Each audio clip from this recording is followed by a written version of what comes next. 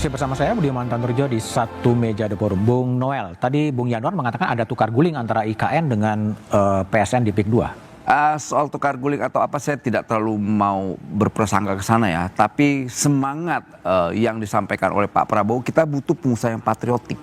Pengusaha yang patriotik? Iya dong. Artinya kalian harus berkontribusi dong buat bangsa ini. Gitu loh. Nah kalau seandainya tidak punya jiwa patriotik, ya hari ini, kemarin tuh Pak Prabowo menyita 1,27 juta hektar tanah yang diselewengkan oleh pengusaha-pengusaha, khususnya pengusaha sawit. Itu bentuk fakta atau sebuah kenyataan keberpihakan Pak Prabowo sebagai presiden hari ini yang dipilih oleh rakyat. Negara itu benar-benar dihadirkan. Oke, negara bentuk hadir. kehadirannya kemarin itu perintahnya bongkar pagar laut itu. Karena itu melanggar kehendak rakyat. Dibongkar, nggak ada urusan. Jadi hari ini ya kita ujilah. Kalau mereka pengusaha-pengusaha ini punya jiwa patriotisme, silakan bangun tapi basisnya keberpihakan terhadap rakyat. Oke, jadi kalau ini nggak ada kaitan dengan keberlanjutan ya? Ya pasti berlanjut lah. Yang berlanjut apanya? Ya pembangunan, pokoknya prinsip yang tadi itu, patriotisme itu. Oke. Kuncinya itu. Baik. Kalian jangan ngumpulin duit, cuman ngantongin lantas buang ke negara-negara lain. Oke. Gitu loh, kita mau ya kalian punya duit ya kumpulin di Republik ini. Bangun, banyak sekali ruang-ruang yang bisa para pengusaha itu membuat spot-spot bisnis mereka. Oke, baik Bung Hendarsam. Tadi kalau Bung Yanuar mengatakan Pak Prabowo presiden ini apakah tidak hanya melakukan sebuah koreksi parsial atau koleksi menyeluruh aja sekalian gitu loh. Ini mau diapain sebetulnya? Ya, saya rasa ini trigger ya. Ini trigger bahwa ini adalah salah satu pintu masuk dan metode ke depan dan skema ke depan bagaimana kita bisa menyelesaikan seluruh permasalahan-permasalahan hukum ya yang menyiksa dan membuat penderitaan bagi masyarakat terutama di bidang tanah dan agraria ya.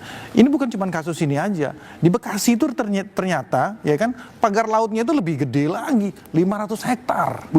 Ya sekarang mau diapain sekarang? Sekarang artinya gini, ini kan bisa menjadi suatu skema bahwa seluruh kementerian dan seluruh aparat ini memang harus satu nafas, geraknya sama-sama, bukan hanya di kasus ini saja. Ini kan jadi satu pakem nih. Oke. Jadi satu pakem, kemudian di kasus contoh di daerah Sentul, lakukan hal yang serupa. Oke. Ya kan? Di Bekasi, lakukan hal yang serupa dengan pola yang seperti ini. Baik, Bung Samad.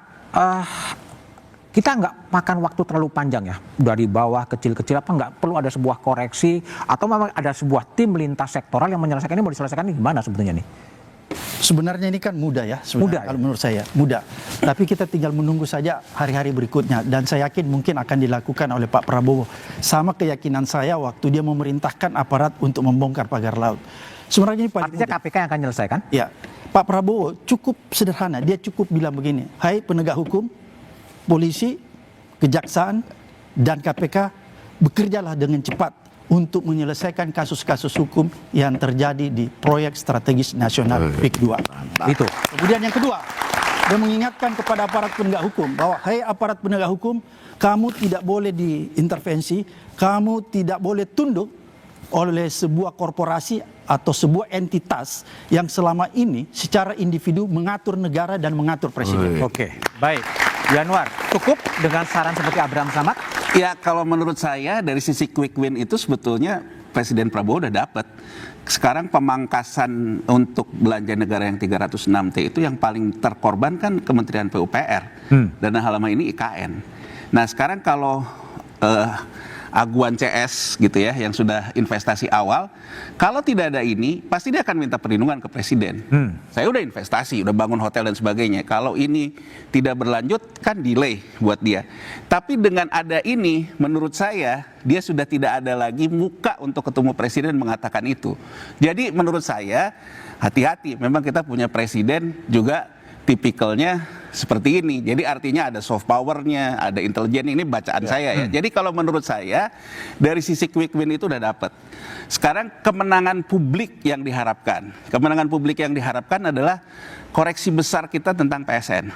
Gitu ya, koreksi besar kita tentang PSN dan menanti Presiden Prabowo mewujudkan pidato pertamanya sebagai presiden. Oke, Gitu. baik Bung Yanwar, Bung Samad, Mas Hendra Sam, dan Bung Noel, terima kasih telah bergabung di Satu Meja The Forum.